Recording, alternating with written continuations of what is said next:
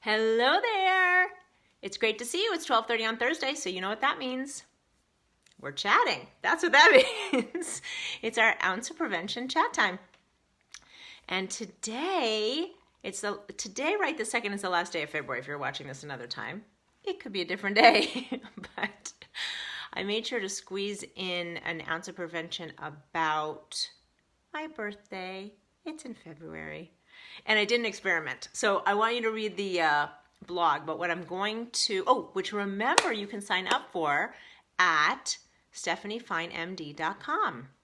There's a little button, you can just sign right up. And it comes once a week, Thursday mornings. And then we chat here and we go a little deeper. So what we're going to talk about here today is celebrations without food. I know some people are not going to be happy with that, but here's what I mean. I never mean not to enjoy food. OMG, I am the first one to enjoy yummy food.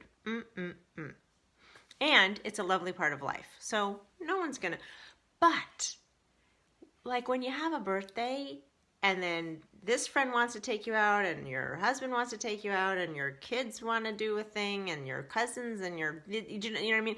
And if you don't have one big party, then you're having 90 different things. It lasts a long time. And not all of those have to be around food. Now, if that's your very favorite thing, and each one of those things is a very special, very meaningful food event for you, then that's something to take into consideration in terms of the entire year, so that you know if your birthday's in May, okay, in May I have a lot more calories for 2 weeks because I do X, Y, and Z. And that's valuable to know. In fact, that's something I love thinking about that. So, I like the idea of planning your day for food, and are you going to have more calories at the dinner time, then there's also the week. Am I going out on the weekend? So I know that it's heavier here, so I'm going to lighten up over here.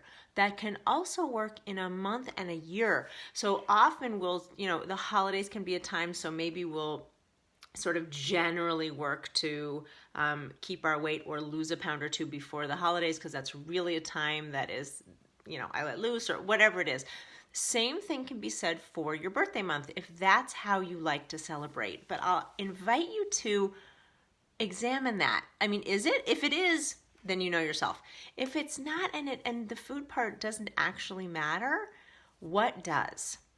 And so that was my experiment this year. I am such a lucky girl that I have friends literally for decades. I mean, it's amazing. And we get together, especially for each other's birthdays, because now we're a little spread out. And so it's really nice that if we make efforts for people's birthdays. Years and years and years ago, we would buy each other presents. And oh my God, how many candles and how many soap and how many notebooks and how many, you know what I mean? So we got to the place at that point where we said, let's just go out to dinner, because being together is really what we care about. And so then we were just going to dinner or, whatever, a meal. And that was so great, because the whole buying the presents and the thing it was just a pain. And so that was a great shift. And we should, it takes a little while to change a habit, including, a group of people doing the same thing. So we did that. And then this year I wanted to transition only for mine. Of course, I'm going to do whatever anyone else wants for their birthday. This is not at all saying that everyone should do this exact thing, but this is something that I wanted to try, which is I really value the time we spend together, and the food part is not as important to me. So I invited them over to hang out, sort of at their convenience, like come and go as you please, like spend as much time or as little time. And I loved it. But one of the things I will say is that transition, just like the transition from gifts, some people held on to it a little longer. It's a transition. It's really interesting in our culture to invite people over and not offer them something. It's weird. Even I was really gung-ho about this, and it definitely felt odd. I set it up. They were all aware of it. It was not an issue of like, oh, I thought this was for dinner, and you know what I mean? It wasn't like that at all. But still, let me tell you, it's a little strange.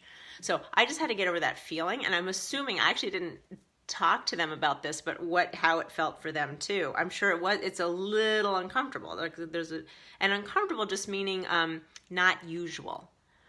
And tolerating that, being able to tolerate that, it's a great example because you can see it's not the end of the world. These are my friends. The uncomfortable feeling was just a change in a habit. And you'll always have some sort of feelings around changes in habit. Always. Tolerating that is the key. And some is more tolerable than others, right? So this is a little example, which is perfect because it's tolerable. I mean, it just wasn't a big deal, you know? I mean, I'm like, I could even say, oh, it feels really weird that I'm not giving you food, but that was the point. But sometimes that feeling, that uncomfortable feeling, is what derails us changing the habit. So I will tell you that even with the uncomfortable, I will do this again. Because to me, it was so valuable. It saved people time, money, all these other things, which is amazing. And I got what I really wanted, which was connecting with these people that I love. So I highly recommend shaking things up a bit. Now, one thing too I wanted to talk about are other ideas of how to change sometime that is around food to a way that it's not around food. So I remember that I had a friend, like a newer friend, this was years ago, and instead of starting off connecting over lunch, we connected over walking.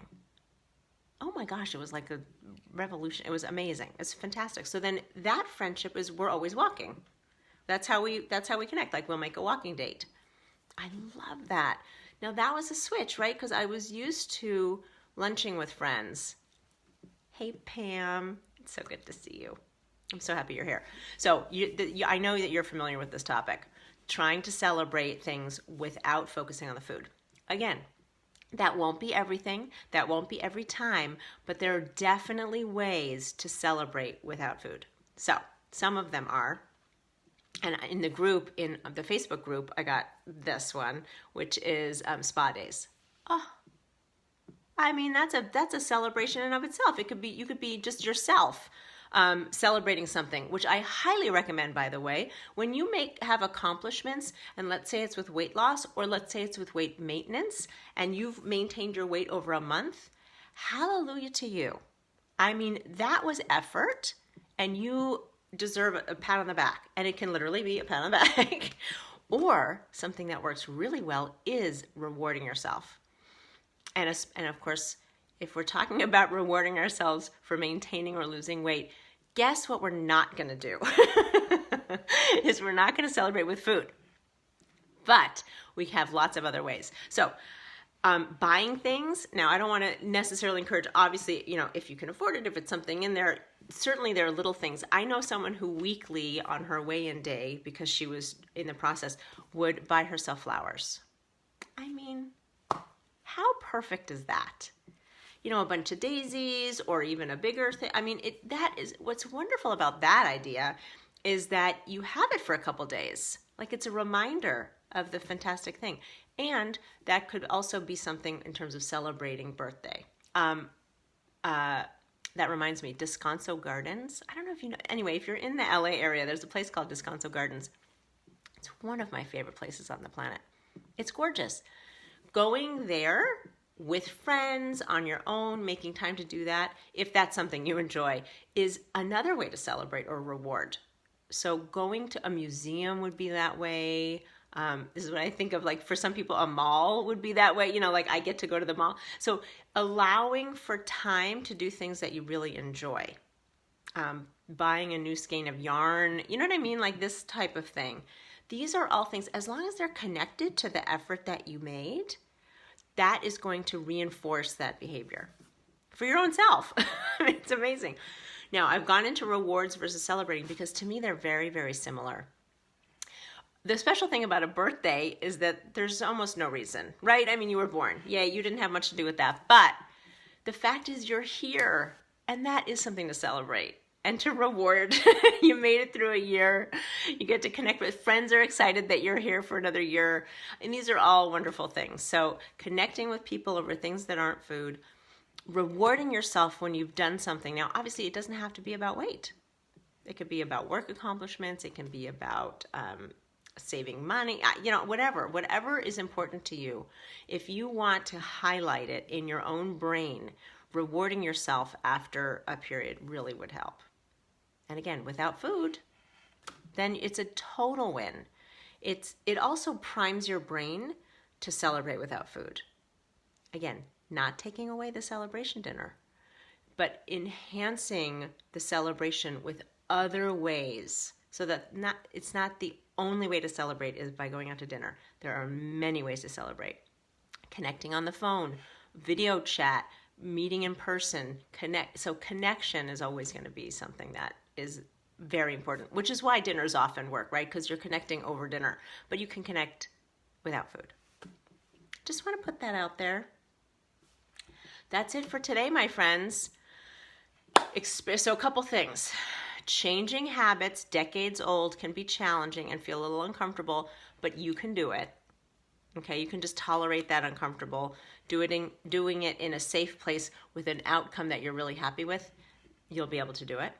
And finding other ways to celebrate and or reward amazing things that you've done with non-food activities. Going places, connecting with people, activities.